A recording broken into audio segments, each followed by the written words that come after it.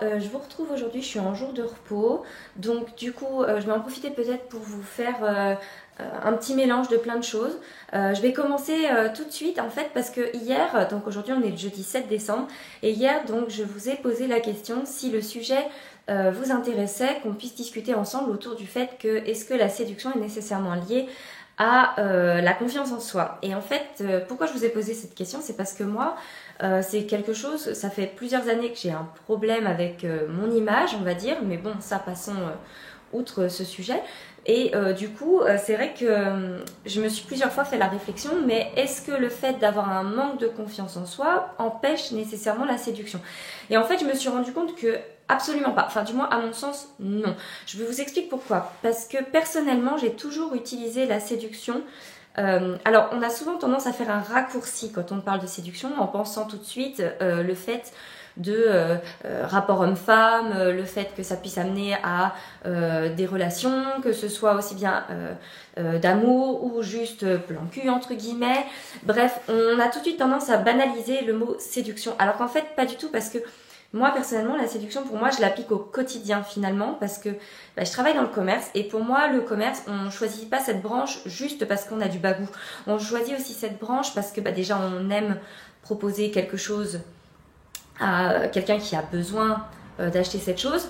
Donc nécessairement, on va avoir une implication à vendre le produit, déjà pour commencer. Mais c'est pas que ça en fait. C'est pas qu'une façon de s'exprimer pour faire comprendre à la personne que c'est ce qu'il lui faut. Non, le rapport de séduction, il s'installe tout de suite en fait. Et moi, je trouve que la séduction n'implique pas nécessairement d'avoir confiance en soi. Dans le sens où la séduction, on va s'en servir au quotidien. Vous allez vous en servir quand vous allez faire un sourire à quelqu'un parce que vous allez vouloir simplement passer devant lui à la caisse par exemple pour lui faire comprendre tiens si tu me laissais passer ça me ferait plaisir. Ça c'est faire de la séduction, c'est en gros lui faire comprendre que ça va vous faire plaisir qu'il vous regarde et qu'il comprenne le message. Il va y avoir un côté séduction. La séduction, c'est comme je vous disais, moi dans le monde du commerce, je m'en sers au quotidien parce que sur le principe, la séduction va m'aider à faire comprendre à la personne qu'elle peut avoir confiance en moi, que je suis quelqu'un qui a de l'empathie pour elle et que cette personne peut me confier son projet de voyage, dans mon cas à moi, hein, peut me confier son projet de voyage parce que je suis là pour être à ses côtés. Et donc, il faut être séduisant d'un certain côté pour ça, dans le sens où c'est pas qu'une question de physique, c'est une question d'attitude en général, la séduction. Donc il va falloir lui montrer que on peut être là pour elle et que il faut lui plaire tout simplement. Parce que si la personne en face de vous n'est pas réceptive, nécessairement que même si vous avez le meilleur produit à lui proposer, même si vous avez la meilleure attitude du monde, s'il n'y a pas un tout qui lui plaît chez vous, elle va pas vous faire confiance. Donc la séduction, elle va avoir de l'importance dans ces rapports-là. La séduction, elle est aussi importante quand vous êtes dans un groupe, que vous voulez faire votre place dans le groupe. Je donne un exemple concret. Vous arrivez dans... Vous pouvez être étudiant, par exemple. Vous arrivez dans une classe en cours d'année. Vous allez vouloir vous intégrer. L'intégration, ça passe pas que par le fait d'être bonne poire, gentille et serviable. Ça passe aussi par un rapport de séduction avec les autres, montrer que vous pouvez être là dans le groupe et avoir votre place. Donc voilà, pour moi la séduction c'est vraiment un monde qui se distingue complètement de la confiance en soi. La confiance en soi, ça va être le truc qui va faire que vous allez pouvoir, au-delà de ce côté séduction, vous allez pouvoir vous sentir bien avec vous-même. En fait, la séduction, c'est un rapport avec les autres. La confiance en soi, c'est un rapport vraiment avec soi-même. C'est quelque chose qui se travaille au quotidien, qui s'apprend parce qu'on ne l'a pas forcément de manière innée. Et clairement, la confiance en soi, c'est quelque chose sur le long terme, quelque chose qu'on n'a pas forcément dès le départ. On va avoir besoin de prendre confiance en son corps dans l'espace. On a besoin de prendre confiance en ses qualités, pas tout le temps voir qu'on a des défauts. Et la confiance en soi, voilà, c'est un travail sur soi-même. Et à mon sens, c'est ça la grosse différence entre les deux. Maintenant, nécessairement que ça se retrouve à un moment ou à un autre. Parce que s'il y a un déficit de confiance en soi, eh ben, on va avoir une mauvaise image de soi qui fait que du coup, eh ben, on va se dire, est-ce que je suis capable de séduire? Et donc, nécessairement que la balance va faire qu'il y a un déséquilibre. Si votre confiance en soi, elle est là, votre séduction, elle va forcément diminuer petit à petit parce que vous allez de plus en plus vous rabaisser. Et si vous vous rabaissez, vous allez moins en moins vous sentir le droit de séduire finalement. Parce que la séduction, c'est un droit que tout le monde a, puisque ça fait partie des rapports animaux. Je vais même pas rabaisser ça au terme humain, puisqu'en fait, même les animaux se séduisent. Donc, clairement, la séduction, c'est quelque chose qui est inscrit en nous, qui est inscrit dans les rapports qu'on a en société, qui est inscrit dans les rapports qu'on a dans notre sphère familiale. La séduction, c'est un tout qui existe. Clairement, il est là. Voilà, la séduction est là, c'est obligatoire. Quand vous faites du charme à votre papa pour qu'il vous offre quelque chose, c'est de la séduction. Donc, quand vous faites du charme à votre enfant pour qu'il vous file un coup de main pour débarrasser la table, c'est de la séduction. Donc, c'est un rapport animal. Voilà, on ne peut pas le rabaisser à humain, puisque si vous regardez chez les animaux, la séduction existe. Et après, la confiance en soi, comme je vous disais, c'est quelque chose qu'on doit travailler. C'est quelque chose que vous n'aurez pas forcément spontanément. Quelqu'un de timide va avoir moins de confiance en lui que quelqu'un qui va naître complètement qui va avoir ce côté exubérant dès le départ et qui va du coup se dire c'est presque un côté un petit peu acquis d'avoir déjà une base de confiance en soi, même s'il y a d'autres points sur lesquels il pourra manquer de confiance en lui. Voilà, donc ça c'était mon point de vue. Si vous avez un autre point de vue, je vous invite à me le poster en commentaire. Et je me disais que de temps en temps, si ça vous intéresse qu'on parle de ce côté-là, ça pourrait être intéressant. Parce que je trouve que s'attarder un petit peu sur des choses qui font que dans les réseaux sociaux, on se pose la question de si on est légitime ou pas de faire certaines choses. Là, je rejoins totalement le côté séduction parce que malheureusement, sur les réseaux sociaux, on a tendance tellement à se dire que tiens, elle est parfaite, moi je suis moins bien, donc j'ai peut-être moins le droit au bonheur et de séduire qu'elle. Voilà, il y a plein de choses comme ça et c'est justement parce que j'ai observé des petites choses ces derniers temps que je me suis permis de parler de ce sujet, parce que je me dis que peut-être on n'en parle pas assez de manière spontanée et finalement il faudrait qu'on remette les choses tout simplement dans leur contexte. Bref, j'arrête de parler par rapport à ce sujet et puis je pense que je vais peut-être vous filmer 1 ou 2 recettes dans la journée. Bref, je vous reprendrai au hasard au moment où je m'y mettrai. Je vais vous montrer, j'ai fait ma mousse au chocolat, donc vegan comme d'habitude, puisque j'ai fait mes propres pois chiches, donc j'ai récupéré une partie de mon jus pour monter une mousse au chocolat. Et je voulais vous donner une petite astuce pour donner un goût juste extraordinaire à la mousse au chocolat. C'est le sirop de châtaigne. Donc ça, nous c'est produit en fait en Bourgogne, mais c'est juste trop bon, ça donne un goût juste génial. Et franchement, je connais personne qui résiste à la mousse au chocolat que je fais avec ce sirop de châtaigne.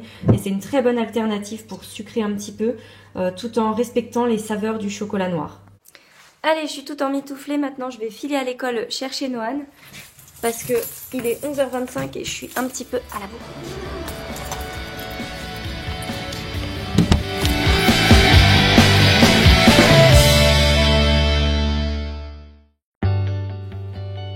Allez, maintenant on est parti, je vais vous montrer un petit peu une recette. Donc je vais vous faire un dip pour faire tremper des tortillas maison. Donc toutes les recettes comme d'habitude, vous avez le lien en barre d'infos et ce sera dans l'article du blog qui sera en lien avec cette vidéo.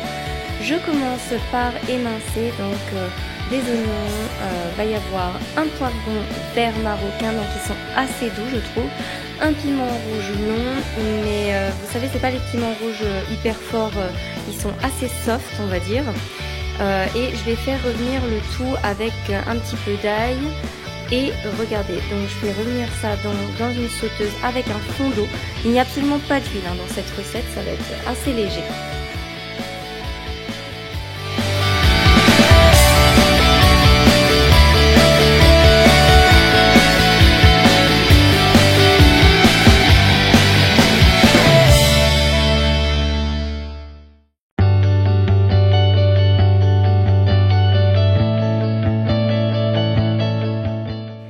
Quand l'oignon et l'ail ont bien rendu et sont devenus translucides, je viens rajouter du gomasio. Et moi j'achète un gomasio à base donc de sésame et de graines de chia pilées.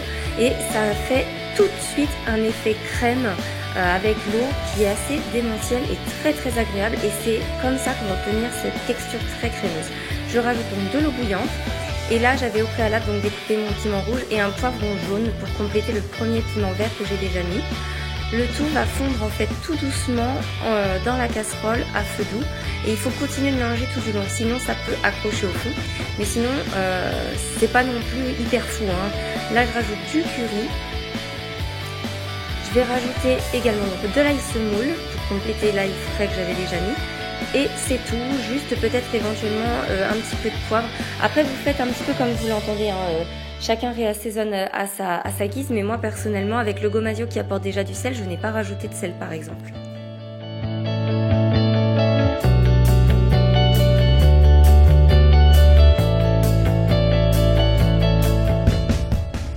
Et voilà comment j'obtiens donc ce dip très crémeux, très léger et en même temps hyper gourmand avec beaucoup de saveur et je vais le laisser donc refroidir tranquillement au frigo et je n'aurai plus qu'à le servir pour l'apéritif avec ce que je vais vous montrer tout de suite.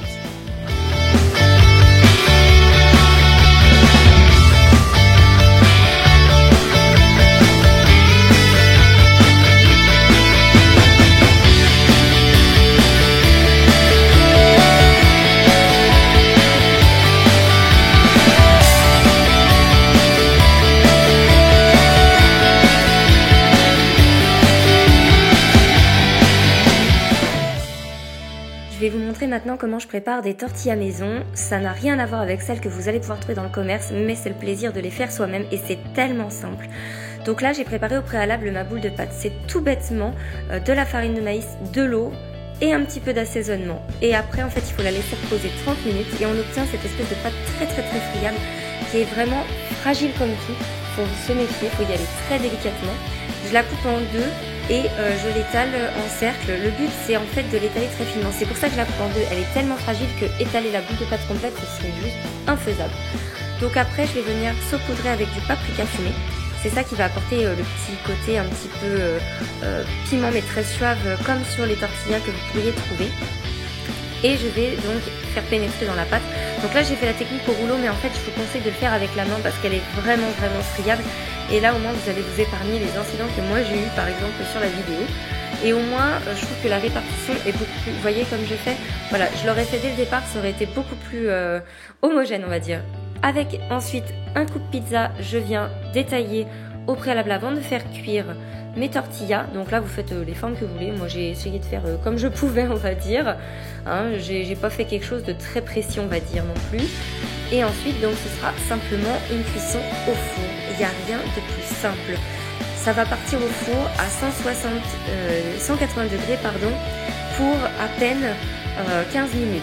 Et après il n'y aura plus qu'à défaire les tortillas. Vous voyez là ça sort du four, c'est encore brûlant donc attention de ne pas vous brûler. Mais il faut le faire tout de suite parce que sinon après c'est vrai que ça durcit donc ce sera beaucoup plus compliqué pour vous. Vous pouvez vous aider bien entendu de la roulette si ça a un petit peu collé. Mais il faut bien les couper dès maintenant. Et le fait d'avoir pré-découpé, ça va vraiment vous aider à les casser tout bêtement. Et vous n'aurez plus qu'à les conserver dans une boîte bien hermétique, ce qui évitera qu'elles prennent l'humidité, que ça sèche. Et ensuite, vous pourrez donc les servir avec votre dip à l'apéro. Et vous verrez, je suis certaine qu'on vous en dira que du bon. Moi, je sais que j'ai également fait le test de m'en servir comme des croûtons dans une soupe. Et alors franchement, mais c'était divin. Pour les gens comme moi qui ne peuvent plus manger de gluten, ça remplace les croûtons. Mais alors d'une façon juste topissime. Je vous recommande fortement d'essayer. J'espère en tout cas que ces deux petites recettes vont vous plaire. Et auquel cas je vous invite à me dire ce que vous en pensez ici ou sur le blog avec un petit commentaire. Si vous avez aimé cette vidéo, un petit pouce vers le haut pour m'encourager. Si vous n'êtes toujours pas abonné pour suivre le fil d'actu, eh bien écoutez, je vous invite à le faire. Et je vous dis à très bientôt.